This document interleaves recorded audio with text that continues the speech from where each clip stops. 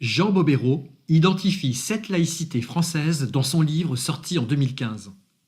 Tout d'abord, il identifie 2 laïcités qui ont comme point commun d'en faire une religion civile, la laïcité antireligieuse et la laïcité gallicane.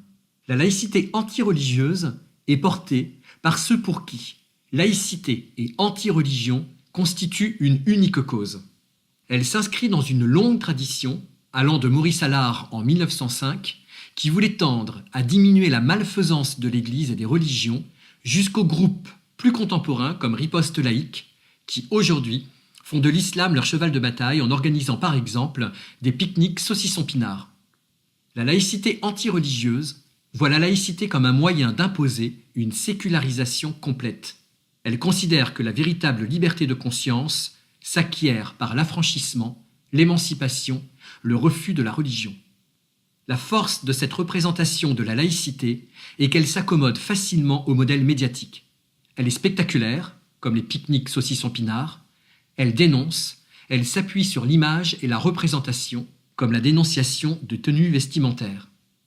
Une autre conception de la laïcité fait florès, la laïcité que Jean Bobéro qualifie de gallicane.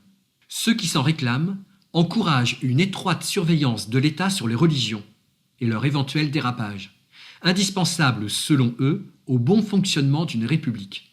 Ils s'inscrivent aussi dans une longue tradition qui remonte au rapport étroit qu'il y avait entre le roi et l'Église catholique en France, axé sur 3 éléments: le droit de l'État d'intervenir dans les affaires religieuses, le devoir de protéger les religions et l'autonomie du catholicisme envers Rome.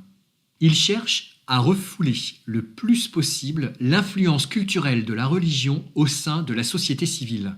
Ils prétendent que seul le professeur est porteur d'universel et que les parents et la société sont porteurs d'un particularisme auquel il faut arracher l'élève. La charte de la laïcité elle-même serait pour Jean Bobéro d'inspiration gallicane. Les 2 laïcités suivantes, dites laïcité individualiste et stricte, portée par Ferdinand Buisson et la libre pensée, et laïcité collective et inclusive, portée par Jean Jaurès et la Ligue de l'enseignement.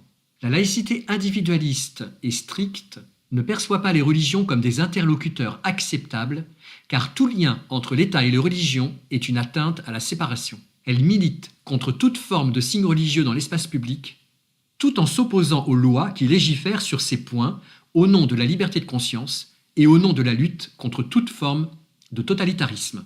L'autre, la laïcité collective et inclusive, perçoit davantage les religions comme des partenaires ou des interlocuteurs respectables qui ont, par exemple, toute leur place dans les instances consultatives.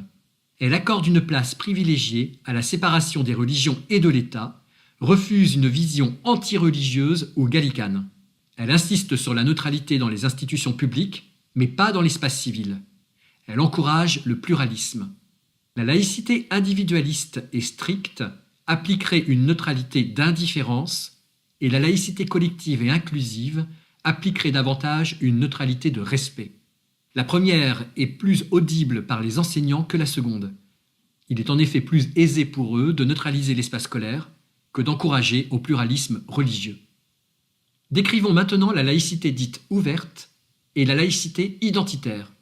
Ces 2 types de laïcité sont davantage approuvés par les établissements religieux d'enseignement ou les enseignants qui défendent le pluralisme des convictions ou des non-convictions et de la possibilité de les exprimer et de les prendre en compte à l'école.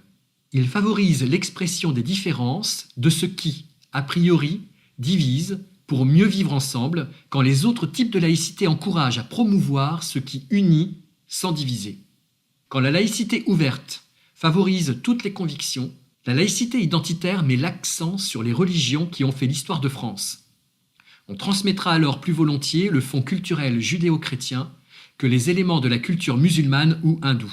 C'est ce que vont choisir par exemple les enseignants des établissements catholiques, ce qui en soi ne pose pas de problème vu la collusion multimillénaire entre culture française et religion.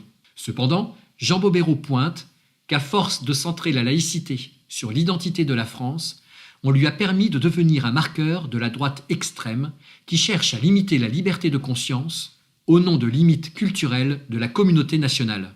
Elle tend alors à transformer la laïcité en outil de protection contre l'islam d'une culture ou civilisation issue du christianisme. Enfin, décrivons la 7e et dernière laïcité que Jean Bobéro appelle la laïcité concordataire. Elle fait référence au statut particulier de l'Alsace et la Moselle. Pour comprendre cette particularité, l'auteur rappelle que selon les constitutionnalistes, l'indivisibilité de la République ne signifie pas son uniformité. L'indivisibilité impose simplement qu'un seul pouvoir politique exerce la souveraineté sur l'ensemble du territoire de la République, quitte à ce que ce pouvoir délègue ses compétences. Cette définition à minima est indispensable pour englober l'Alsace-Moselle et ses droits spécifiques. Dans ces départements, 4 religions sont officiellement reconnues. Les cultes catholiques et protestants luthériens et réformés et le culte israélite. Le président de la République et le dernier chef d'État a nommé un évêque en nommant celui de Strasbourg. Les représentants de ces églises sont financés par la puissance publique. Dans les faits, la liberté de culte est appliquée et les ministres des cultes ont la même liberté d'expression que leurs homologues dans le reste de la France. Dans les écoles, des cours de religion sont dispensés par des professeurs spécifiques formés dans les facultés de théologie de l'Université de Strasbourg. Ces cours doivent obligatoirement apparaître dans les emplois du temps, mais peuvent ne pas être suivis par les élèves qui peuvent demander une dispense. Certains courants politiques affirment que la forme concordataire de la laïcité est un modèle applicable au reste de la France pour soutenir financièrement les religions qui, selon eux, renforcent les valeurs morales communes. Une France, 7 laïcités. Chacune génère dans l'enseignement des comportements distincts qu'il serait opportun d'analyser pour comprendre ce qui se transmet dans les établissements scolaires.